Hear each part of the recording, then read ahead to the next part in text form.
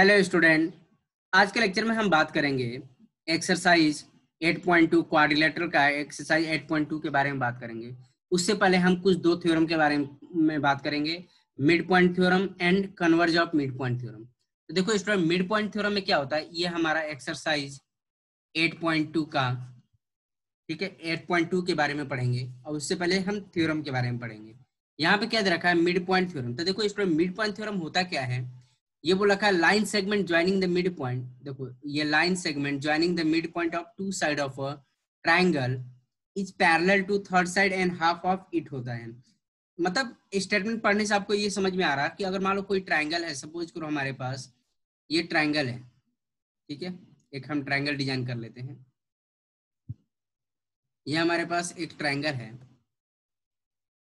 जी, ए B सी, और ये क्या है हमारे पास, ई और एफ क्या है, मिड पॉइंट है, E F R mid point, ठीक है। तो हमारे पास गिवन क्या है, देखो गिवन क्या है, line segment joining the mid point of side. देखो गिवन क्या है, triangle A B C in which E and F are midpoint of side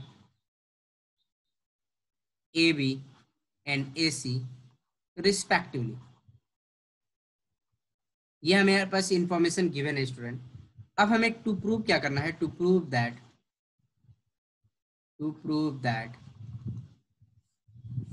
क्या प्रूव करना है, देखो line segment joining the mid point of the third side parallel to the third side.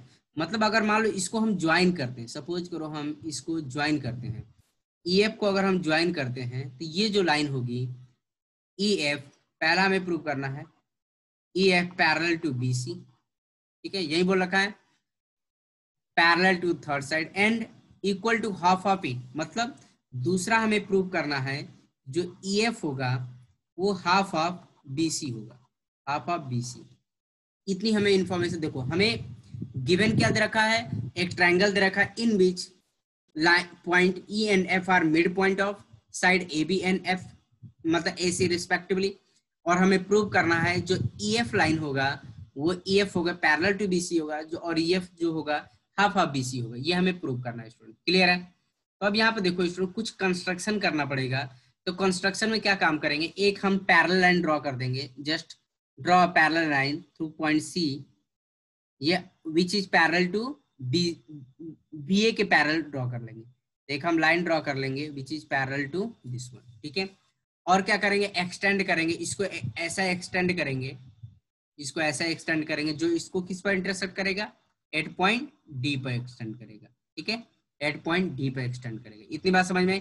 तो construction में हमें क्या लिखना होगा स्टूडेंट, तो कंस्ट्रक्शन में लिख देंगे through vertex to vertex C draw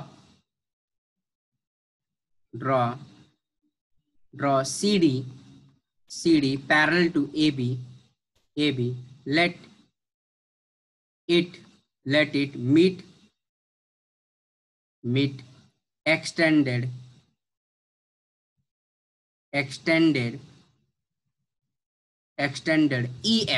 EF को बढ़ा है EF at D। इतनी बात समझ में आ रही है स्टूडेंट, क्लियर है। अब देखो हम प्रूफ कर लेते हैं, प्रूफ। अब हम यहाँ पर क्या काम करेंगे स्टूडेंट, कि देखो कौन सा ट्रायंगल लेंगे, दिस वन ट्रायंगल और दिस वन ट्रायंगल, ठीक है। इन दोनों ट्रायंगल के बारे में बात करेंगे। तो देखो इन triangle AEF and triangle AEF हो गया। फिर कौन सा लेंगे, CDF ट्रायंगल CDF। अब ध्यान दीजिएगा स्टूडेंट कि देखो ये दोनों ट्रायंगल तो हमने ले लिया। अब ये क्या होगा, this one angle equal to this one होगा, वर्टिकली अपोजिट एंगल होगा, क्लियर है, ठीक है। This one equal to this one होगा क्योंकि F क्या है, मिड पॉइंट ऑफ AC है। इतनी बात समझ में आ रही है स्टूडेंट, क्लियर है। और क्या हम ले सकते हैं, कि देखो ये लाइन और ये लाइन पैरेलल है, this one angle equal to this one angle होगा, मतलब ये एंगल और ये एंगल आपस में क्या होंगे, इक्वल होंगे। क्यों? Alternate interior angles are equal. Clear है स्टूडेंट? इतनी बात समझ में? तो ये हम सारे लिख लेंगे। देखो ये क्या हो जाएगा, एंगल 1 और एंगल 2, एंगल 3 और एंगल 4। तो यहाँ पर लिख लेते हैं स्टूडेंट, देखो ध्यान से, angle 1 equal to angle 2, vertically opposite angles are equal. Clear है? इतनी बात समझ में आई? AF equal to FC। ठीक है, आई बात समझ में? AF इक्वल टू क्या होगा, FC होगा। क्या होगा, F is mid point of AC, given है F is mid point of side AC। Clear है? इतनी बात समझ में आई? अब यहां पर देखो ध्यान से, एंगल 3 इक्वल टू एंगल 4। कैसे? Alternate interior angles are equal. इतनी बात समझ, क्योंकि देखो CD जो है पैरेलल टू AB है और ये AC क्या काम कर रहा है, ट्रांसवर्सल लाइन का काम कर रहा है। मतलब अल्टरनेट लिख देंगे यहाँ पर, alternate interior angles are equal. Interior angles सही है, इक्वल। इतनी बात समझ में आ रही? क्यों? क्योंकि देखो जो CD है और BA है पैरेलल और AC क्या काम कर रहा है, ट्रांसवर्सल लाइन का काम कर रहा था। देयरफॉर हम कह सकते हैं triangle AEF congruent to triangle क्या हो जाएगा, CDF हो जाएगा। CDF कौन सी criteria, angle side angle by angle side angle test. Clear है स्टूडेंट? इतनी बात समझ में आई? तो जब दो ट्रायंगल, अब देखो इसको हटा देते हैं, सॉरी 1 मिनट। तो यहाँ पर जब दो ट्रायंगल आपस में CDF आपका कॉन्ग्रुएंट हो गए, हम कह सकते हैं student this one equal to this one हो जाएगा बाय CPCT। मतलब हम क्या लिख सकते हैं, AE इक्वल टू CD। इसको इक्वेशन 1 बना लेंगे और इसका रीजन क्या लेंगे, by CPCT corresponding part of congruent triangles are congruent, या C भी लिख सकते हैं, corresponding part of congruent triangle are congruent. Clear है? इतनी बात समझ में आ रही? अब यहाँ पर ध्यान दो स्टूडेंट कि जैसे AE जो है CD के इक्वल है और AE जो है BE के भी इक्वल है कि नहीं? मतलब AE इक्वल टू BE है कि नहीं? मतलब E is mid point of AB, given है student. E is mid point of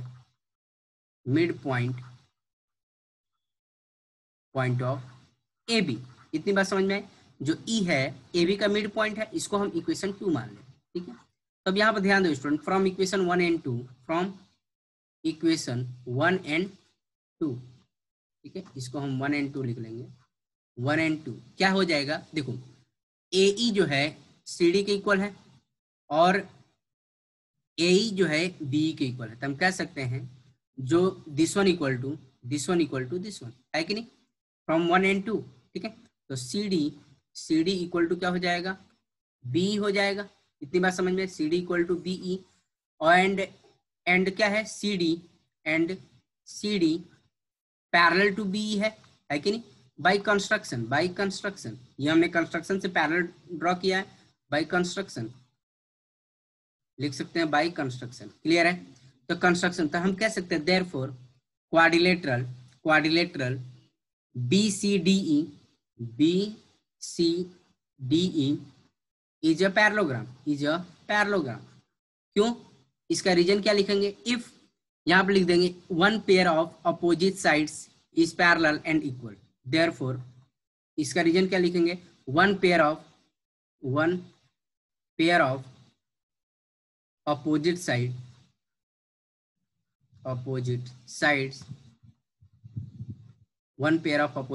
equal and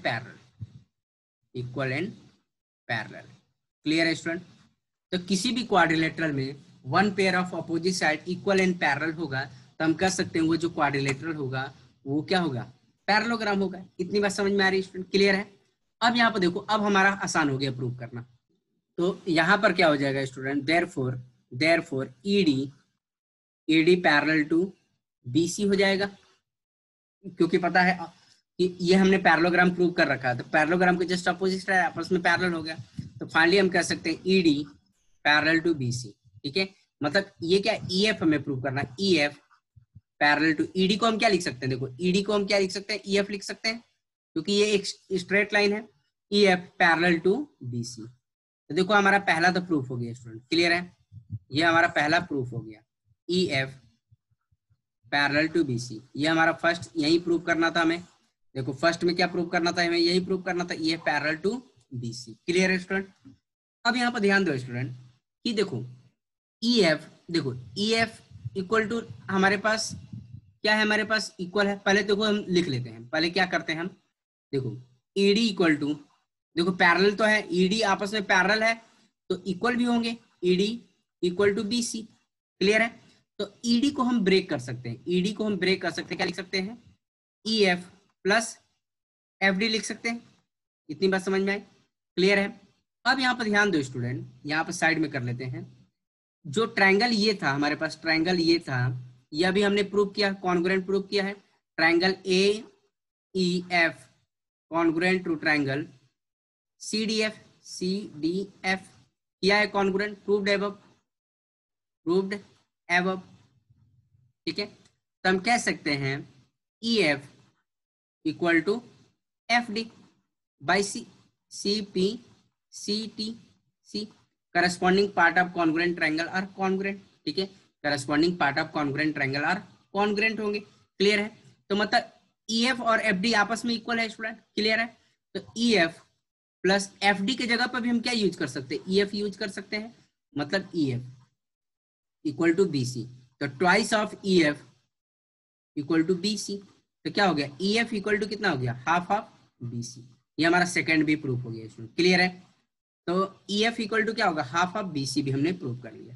clear है, देखो सेकंड भी हमारा प्रूफ हो गया, तो जो हमें प्रूव करना था हमने प्रूव कर लिया था। हमने ये देखा स्टूडेंट किसी भी ट्रायंगल में, तो यहाँ पर फाइनली हम कह सकते हैं, ओवरऑल हम समराइज करके कह सकते हैं, अगर कोई भी ट्रायंगल है, सपोज करो ये हमारे पास ट्रायंगल है ए बी सी, और ये हमारे पास डी और ई क्या है, मिड पॉइंट है, मतलब डी और ई लिख सकते हैं, ई एफ भी लिख सकते हैं, ई और एफ मिड पॉइंट है, तो हम कह सकते हैं फाइनली अगर हमारा कोई ट्रायंगल ए बी सी है and E and F mid point है, तो हम कह सकते हैं ई एफ जो होगा पैरेलल टू बी सी होगा और ई एफ जो होगा हाफ ऑफ बी सी होगा। इतनी बात समझ में आई, तो ये हमारा होता है मिड पॉइंट थ्योरम, इसी को हम मिड पॉइंट थ्योरम बोलते हैं।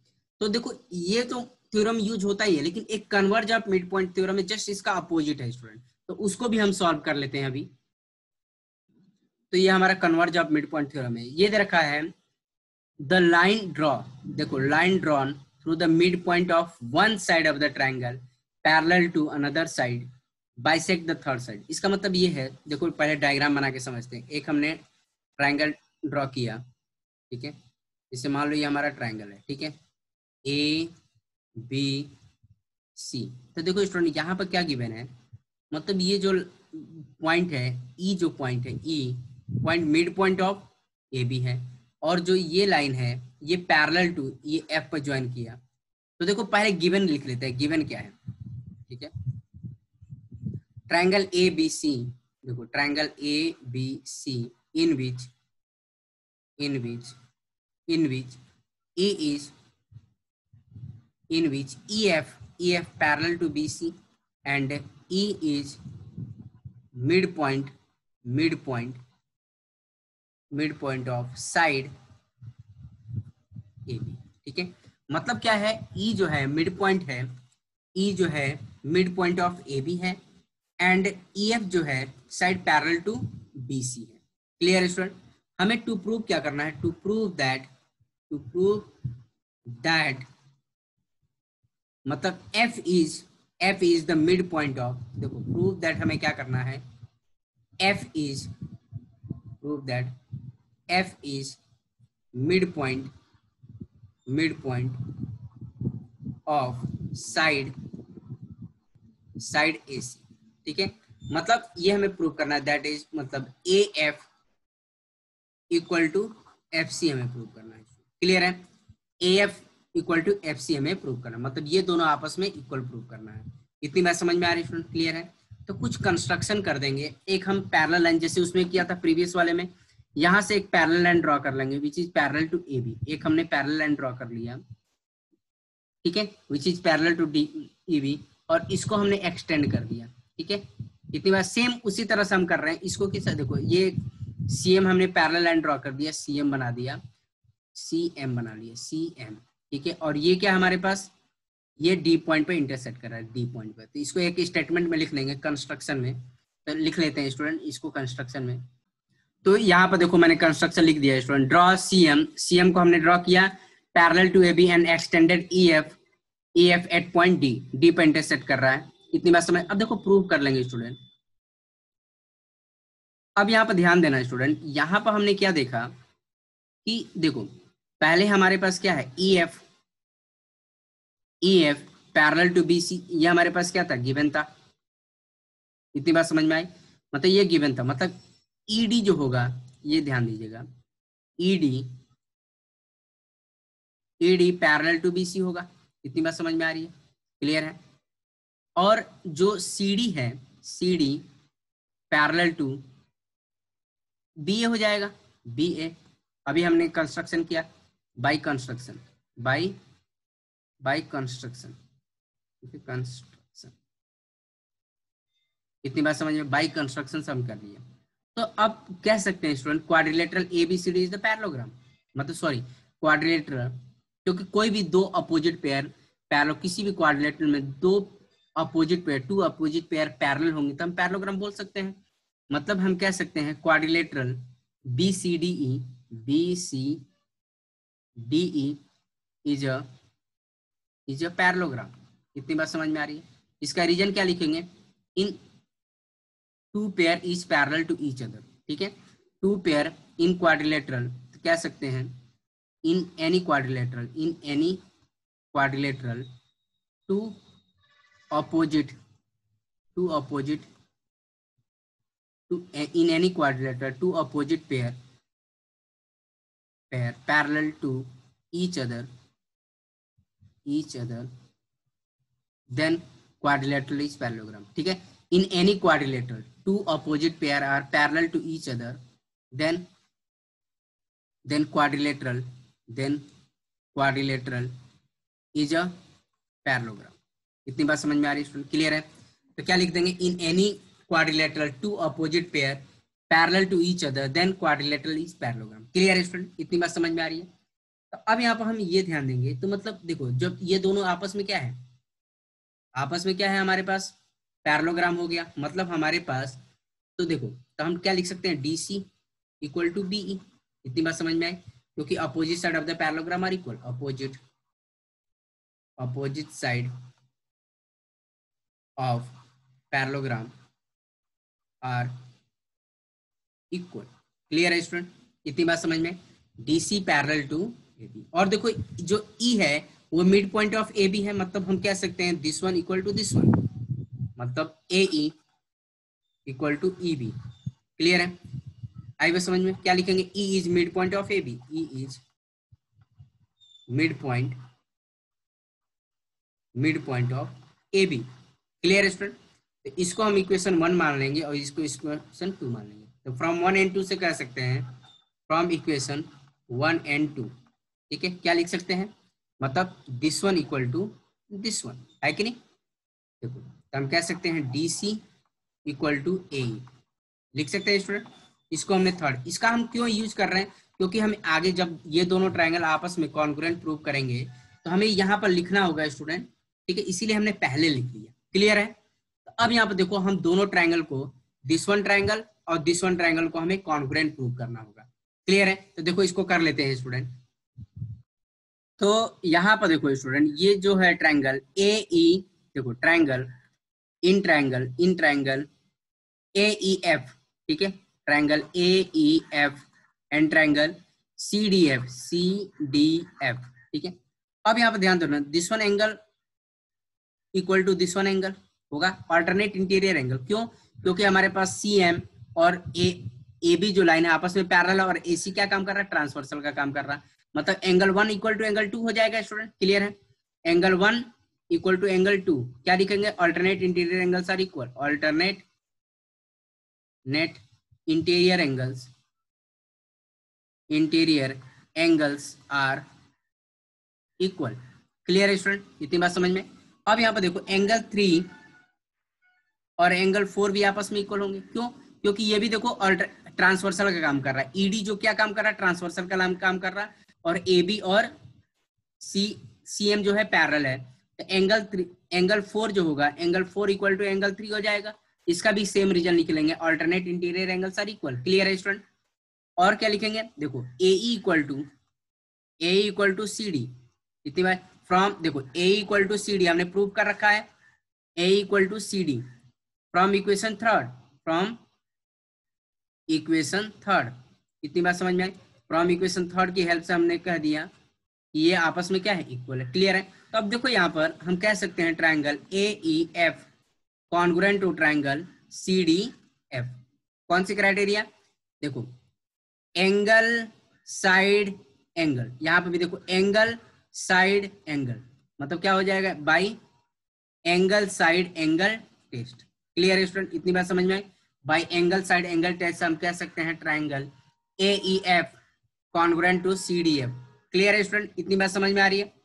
तो जब दो ट्राइंगल आपस में कॉन्ग्रुएंट होते हैं तो हम कह सकते हैं बाई सीपीसीटी की हेल्प से ए एफ इक्वल टू क्या हो जाएगा, एफ सी, मतलब A F equal to F C हो गया, क्लियर है। बाई सीपीसीटी, बाई CPCTC, मतलब corresponding part of congruent triangles are congruent, ठीक है, मतलब ये हो गया प्रूफ। तो ये क्या प्रूव कर रहा है student, this prove that F is mid point of AC, इतनी बात समझ में। ये क्या प्रूव कर रहा, ये प्रूव कर रहा, दिस प्रूव दैट, यहाँ पे लिख लेंगे एक स्टेटमेंट, लास्ट में लिख लेंगे, लास्ट में ये वाला भी स्टेटमेंट लिख सकते हैं, लास्ट में ये वाला भी स्टेटमेंट लिखा जा सकता है, ठीक है, ये भी इतना बड़ा स्टेटमेंट लिख सकते हैं, मतलब ये क्या हो गया, this prove that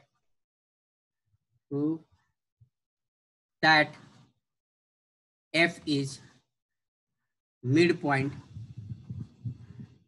point of side AC, ठीक है, इतनी बात समझ में आई, AC का मिड पॉइंट, या ये जो स्टेटमेंट हमने बोला था प्रूव करने के, ये भी लिख सकते हैं स्टूडेंट, क्लियर है, आई बात समझ में, आई थिंक सब बच्चों को समझ में आ गया कैसे सॉल्व करना है, ठीक है स्टूडेंट। अब देखो इस पर हम क्वेश्चंस कर लेते हैं, तो इससे रिलेटेड जो क्वेश्चन है उसको हम सॉल्व कर लेते हैं एक्सरसाइज के।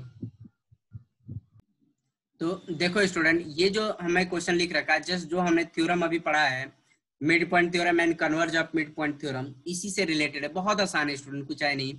यहाँ पे देखो पहला देखो, in quadrilateral ABCD is a quadrilateral in which PQRS are the mid point. देखो P है, P किसका मिड पॉइंट है, AB का, Q किसका मिड पॉइंट है, BC का, R किसका मिड पॉइंट है, DC का, और S किसका मिड पॉइंट है, DA का, ठीक है। और एन AC क्या है हमारे पास, डायगोनल, हमें प्रूव करना SR parallel to AC, SR जो है पैरेलल टू AC है, एंड SR जो होगा हाफ ऑफ AC होगा। तो अभी हमने देखा है स्टूडेंट, देखो पहला प्रूव कर लेते हैं। अब यहाँ पर ध्यान दीजिए स्टूडेंट, पहला प्रूव करने के लिए इन कौन सा ट्रायंगल देखना पड़ेगा, इन ट्रायंगल ADC में बात करना पड़ेगा, कौन सा ट्रायंगल, इस वाले ट्रायंगल के बारे में बात करना पड़ेगा, ठीक है, इस वाले। तो देखो इन ट्रायंगल ADC, ठीक है, S are the mid point, S is a mid point of, क्या लिख सकते हैं, S is a mid point of, mid point of side AD and R is a midpoint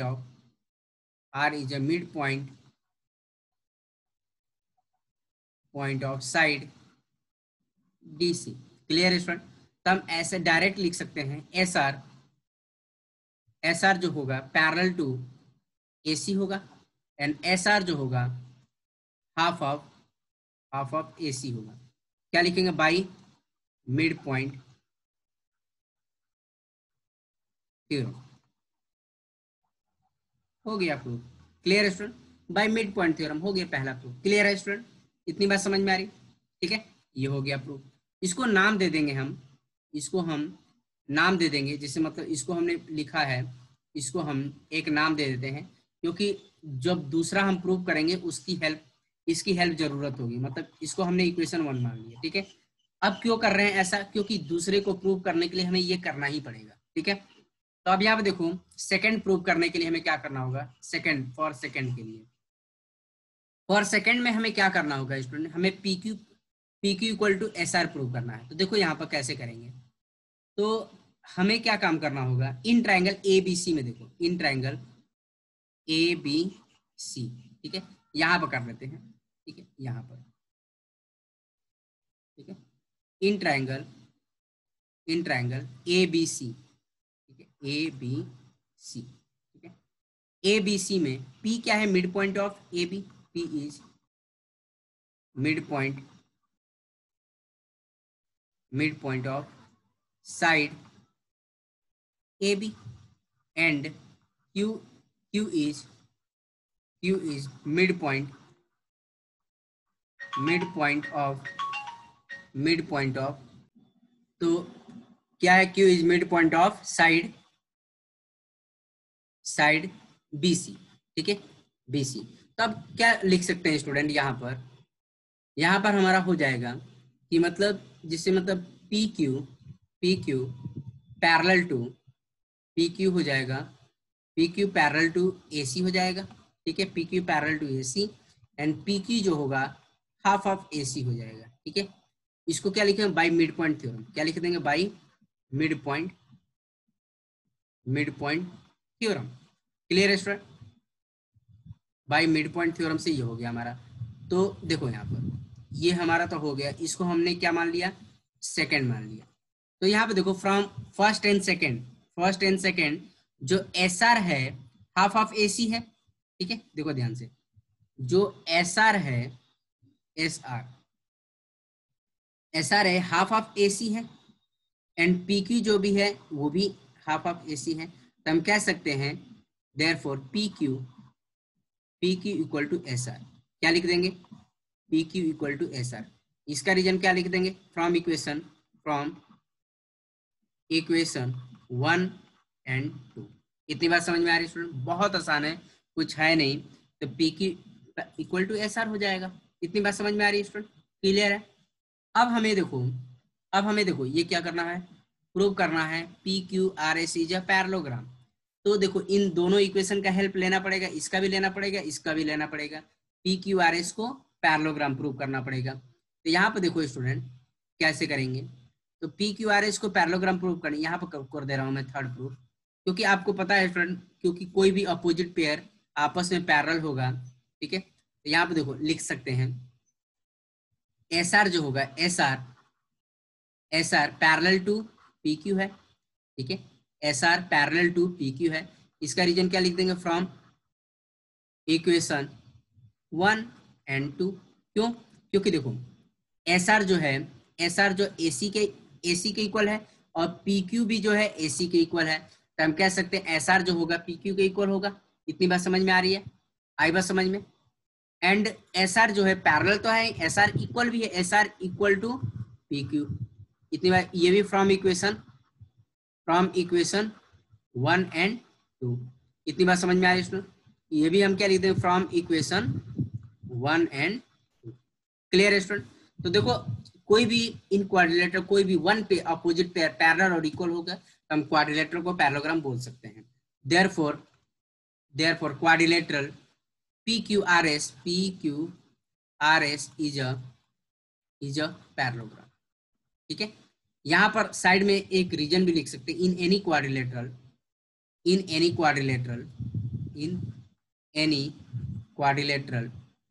one opposite pair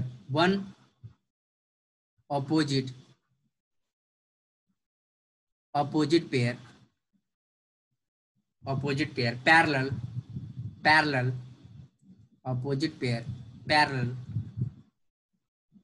parallel and equal, then quadrilateral is a parallelogram।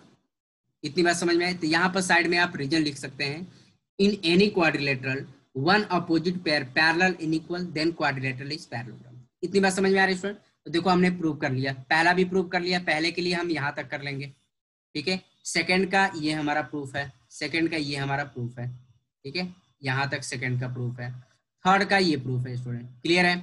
Third हमने यहाँ पर prove कर लिया। इतनी बात समझ में आ रही है स्टूडेंट, क्लियर है। आई थिंक सब बच्चों को समझ में आ गया। अब देखो नेक्स्ट क्वेश्चन के बारे में बात कर लेते हैं।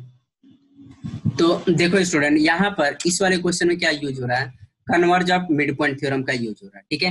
Converge of mid point theorem हमने आपको बताया है, कोई भी एक ट्रायंगल है, सपोज करो हमारे पास कोई भी एक ट्रायंगल है ए बी सी, और ये क्या है, मिड पॉइंट है, डी जो है mid point of this one equal to this one, और ये जो डी है पैरेलल टू बी सी है। डी क्या है, mid point of A C है, मतलब हमारे पास गिवन क्या है स्टूडेंट,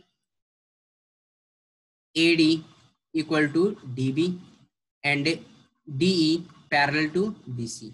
देन हमें क्या प्रूव करना होता है, देखो मैं converse of mid point theorem के बारे में बता रहा हूँ, मतलब A D equal to D B है एंड डी है पैरेलल टू बी सी। तो हमें टू प्रूव क्या करना होता था, to prove that E is mid point of A C, मतलब ए ई इक्वल टू ई सी, हमें ये प्रूव करना होता है, क्लियर है। तो ये होता है converge of mid point theorem. तो इसी थ्योरम का यूज हमें इसमें करना है, ठीक है। तो देखो यहाँ पर कैसे करते हैं हम, तो इसको देखो, तो बेसिकली आपको नॉलेज पता चल गया स्टूडेंट कि मतलब converge of mid point theorem में क्या हो रहा है। अब यहाँ पर देखो स्टूडेंट क्या दे रखा है, यहाँ पर L M N are the three parallel है, मतलब गिवन में हम क्या लिख लेंगे, given line L parallel to M parallel to N, ठीक है। ये हमारे पास तीनों लाइन आपस में क्या है, पैरेलल है, ठीक है। इतनी बात समझ में आई। तो ये हमारे पास इंफॉर्मेशन गिवन है, पैरेलल लाइन दे रखा है intersected by P and Q such that L M and N cut equal intercept AB equal to BC दे रखा है, मतलब AB इक्वल टू BC दे रखा है, मतलब AB इक्वल टू BC। इसका मतलब है B is mid point of AC, इसका मतलब है B is mid point of side AC। इतनी बात समझ, इसका मतलब तो यही है, मतलब ये AB इक्वल टू BC दे रखा है, इसका मतलब क्या है, B जो होगा AC का मिड पॉइंट होगा, क्लियर है स्टूडेंट, इतनी बात समझ में आई। तो हमें टू प्रूव क्या करना है, टू प्रूव दैट, देखो यहाँ पर टू प्रूव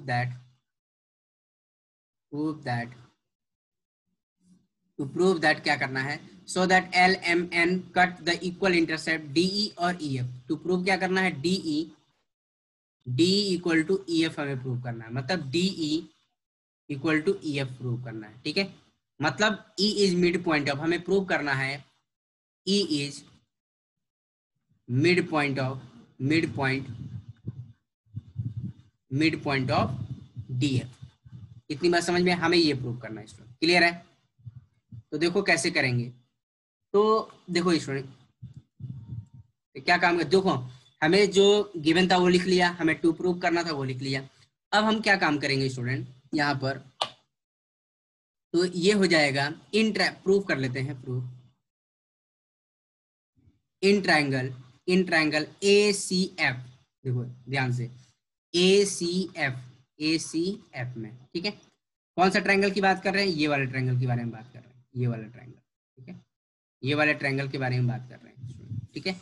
इस वाले ट्रायंगल में देखो, अब ये क्या दे रखा है, B जो है मिड पॉइंट है, गिवन क्या है हमारे पास, B is mid point of AC, B is mid point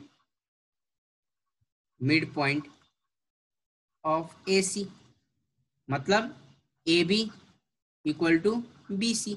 ये हमारे पास इंफॉर्मेशन क्या है स्टूडेंट, गिवन है, ठीक है। इसका रीजन क्या लिख देंगे, गिवन है, ठीक है, ये हमारे पास गिवन है। एंड जो LM, देखो M जो लाइन है, line M parallel to N है, line M parallel to line N है, ये भी हमारे पास गिवन है। इतनी बात समझ में आ रही है स्टूडेंट, ये भी हमारे पास इंफॉर्मेशन क्या है, गिवन है। तो जब लाइन M पैरेलल है तो ये क्या हो जाएगा, BG, therefore BG parallel to CF होगा, CF मतलब BG मतलब this one parallel to this one. इतनी बात समझिए, पैरेलल टू दिस वन होगा। तो अब यहाँ पर देखो स्टूडेंट ध्यान से कि अब देखो converge of mid point theorem use हो रहा है, क्योंकि यहाँ पर देखो ए बी जो है मिड पॉइंट, मतलब ये इक्वल टू ये है, ठीक है, और इसकी हेल्प से हम कह सकते हैं बी जी और सी एफ आपस में पैरेलल दे रखा है, तो हम कह सकते हैं G is mid point of side A F, मतलब दैट इज क्या हो जाएगा, दैट इज ए जी यहां पर लिख दोगे ए जी इक्वल टू जी एफ, ठीक है। इसको हम इक्वेशन 1 बना लेंगे और इसका क्या रीजन लिख देंगे student, by converse of mid point theorem, by converse of mid point theorem. इतनी बात समझ में आ रही है student, by converse of mid point theorem, इसको इक्वेशन 1 दे दिया। क्यों हमने क्या किया कि देखो ये और ये आपस में इक्वल थे और ये लाइन आपस में पैरेलल है, तो by converse of mid point theorem से कह सकते हैं this one equal to this one by converse of mid point theorem. इसको हमने क्या नाम दे दिया, इक्वेशन 1 बना दिया। क्लियर है स्टूडेंट? अब यहाँ पर ध्यान देना है स्टूडेंट, इसको हटा देते हैं सबको। अब हम क्या करेंगे, in triangle ji A D, मतलब इस वाले ट्राइंगल के बारे में बात कर रहे हैं, इस वाले ट्राइंगल के बारे में स्टूडेंट, ये वाला ट्राइंगल देखो, इसको मैं हाईलाइटेड कर देता हूँ, ये वाला ट्राइंगल के बारे में आप बात कर रहे हैं, ठीक है, ये वाला ट्राइंगल ध्यान दीजिए, इस वाले ट्राइंगल के बारे में बात कर रहे हैं। अब यहाँ पर क्या करेंगे हम स्टूडेंट, देखो ये तो हमने इक्वल प्रूव कर रखा है, देखो ये 1 मिनट, ये तो हमारा था जी, ठीक है, ये हाईलाइट कर लेते हैं, ठीक है। अब यहाँ पर देखो स्टूडेंट, जिसे मतलब हमने ये वाली साइड तो इक्वल प्रूव कर रखा है, ठीक है, फ्रॉम इक्वेशन 1 से, तो और ये क्या है हमारे पास मिड पॉइंट है, ये हमने प्रूव कर रखा है, मिड पॉइंट है, जी क्या है mid point of side A F, है कि नहीं, प्रूव कर रखा है। अब यहाँ पर देखो in triangle F A D में एफ ए डी जो हाईलाइटेड किया है येलो कलर से, उसके बारे में बात कर रहे हैं, ठीक है। F A D line M parallel to line L है, ठीक है, लाइन देखो एल, देखो एम और एल पैरेलल दे रखा है, ये हमारे पास क्या है, गिवन है, ठीक है। मतलब एम पैरेलल का मतलब क्या है, GE therefore GE parallel to AD होगा, पैरेलल टू एडी, इतनी बात समझ में आई। ये क्या होगा, जीई पैरेलल टू एडी होगा, इतनी बात समझ में आ रही है student, G parallel to AD होगा, ठीक है।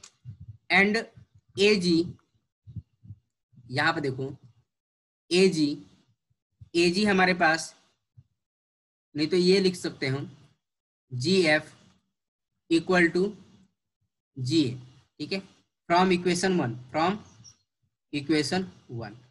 इतनी बात समझ। देखो अब हमने यहाँ पे भी converse of mid point theorem use हो रहा है, कैसे, क्योंकि देखो this one equal to this one तो था ही, और मतलब जी क्या है, mid point of A F है, फ्रॉम इक्वेशन 1 से हमने कर दिया, और ये लाइन इसके पैरेलल है, तो हम कह सकते हैं therefore E is mid point of side D F. Clear है? मतलब हम कह सकते हैं that is DE equal to E F, और इसका रीजन क्या लिख देंगे स्टूडेंट, इन सब का रीजन क्या लिख देंगे, इसका रीजन क्या लिखेंगे, by converse of mid point theorem, by converse of mid point theorem. इतनी बात समझ में आ रही है student, by converse of mid point theorem से हमने ये प्रूव कर लिया। क्लियर है स्टूडेंट? बहुत आसान है स्टूडेंट, तो इस वाले क्वेश्चन में हम converge of mid point theorem का यूज कर रहे हैं। क्लियर है स्टूडेंट? इतनी बात समझ में, आई थिंक सब बच्चों को समझ में आ गया कैसे सॉल्व कर रहे हैं, ठीक है। तो देयरफॉर फाइनली हमने क्या प्रूव कर लिया स्टूडेंट, मतलब this one equal to this one, मतलब इस ये इक्वल है, मतलब D equal to E F है, इसका मतलब क्या है, E is mid point of D F है। क्लियर है स्टूडेंट? इतनी बात समझ में आई, आई थिंक सब बच्चों को समझ में आ गया। तो ठीक है स्टूडेंट, आज के लेक्चर में हम इतना ही रहने देंगे, बाकी का रिमेनिंग जो क्वेश्चंस होंगे एक्सरसाइज 8.2 के हम आने वाले लेक्चर में बात करेंगे, ठीक है स्टूडेंट। Okay, thank you.